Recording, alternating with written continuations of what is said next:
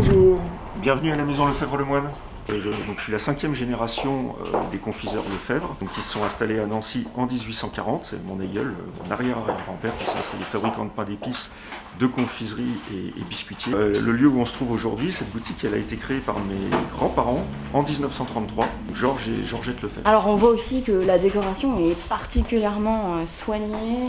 Mes grands-parents, peut-être en particulier ma grand-mère, en fait c'était le 3e magasin qu'ils ouvraient à Nancy. Ils se sont mis à leur compte en 1925 et ce magasin il ouvre en 1933 et la volonté de ma grand-mère, eh bien, c'est de faire vraiment une décoration, un ensemble complet décoratif. C'est une vraie volonté de faire valoir les meubles lorrains anciens. On a un mélange pour la décoration à la fois de meubles d'époque qui peuvent avoir 2 siècles et de boiseries qui ont été créées, qui ont été fabriquées donc dans les années 30 pour accompagner l'ensemble mobilier. Et l'idée aussi à l'époque, c'était de mettre en valeur des savoir-faire, alors qui n'étaient pas les savoir-faire du métier de la confiserie, mais d'autres savoir-faire de la région, comme les faïences de Lunéville, les émaux de Longwy, il y avait aussi les cristaux de Baccarat. Alors parmi les spécialités ici qu'on va trouver, la bergamote. Alors la bergamote avec 2 thés. Nous sommes les plus anciens fabricants de bergamote de Nancy, puisque dès 1840, mon aïeul a fabriqué des bergamotes de Nancy.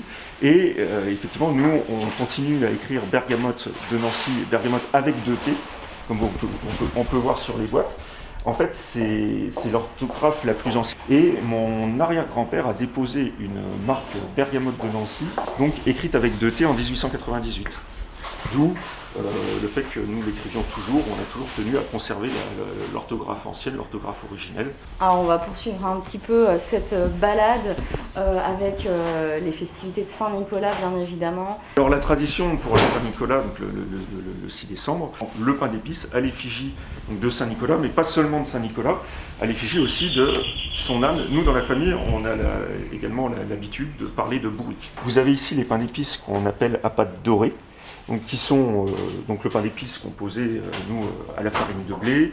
Alors, vous avez des épices, vous avez la cannelle, la muscade, la cardamone, vous avez le girofle. Pour la Saint-Nicolas, c'est des pains d'épices qu'on souhaite, comme c'est destiné aux enfants, relativement doux, mais il faut que le pain d'épices garde quand même une note qui représente son nom, qui soit épicé. Et puis, une spécificité de la maison, on fait des pains d'épices qu'on appelle glacés. Donc on recouvre de glace royale, donc une glace royale qui est tout simplement composée de blanc d'œuf et de sucre glace. On aime bien la parfumer à la vanille. Et ensuite, on décore au pinceau. Donc, on retrouve le personnage de Saint-Nicolas, ici avec les 3 petits-enfants sur ce modèle-là.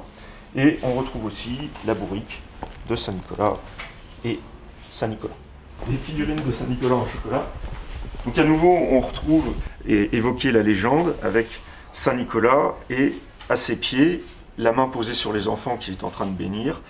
On retrouve donc la thématique de la légende, les 3 enfants qui sont ramenés à la vie par Saint-Nicolas, qui sortent du tonneau. Et on retrouve aussi ici Saint-Nicolas sur sa bourrique. Alors en chocolat au lait, en chocolat noir, ça peut être aussi en chocolat blanc. Alors les macarons sont aussi une spécialité nancéenne, et en tout cas de la confiserie Lefebvre-Lemoine. Le macaron de Nancy, qui rend aussi très fiers les Nancéens. Alors la bergamote qui illustrait le métier de la confiserie, le macaron qui illustre davantage le métier de la biscuiterie. Il y a 2 siècles, en fait, c'était des métiers souvent réunis sous le même nom de confiseur. Donc le confiseur faisait aussi bien des bonbons que ce type de produits. On est fabricant, donc depuis 1840, mon aïeul Antoine Lefebvre s'est installé à Nancy. En fait, il avait repris la boulangerie de son beau-père quand il est arrivé à Nancy en 1840.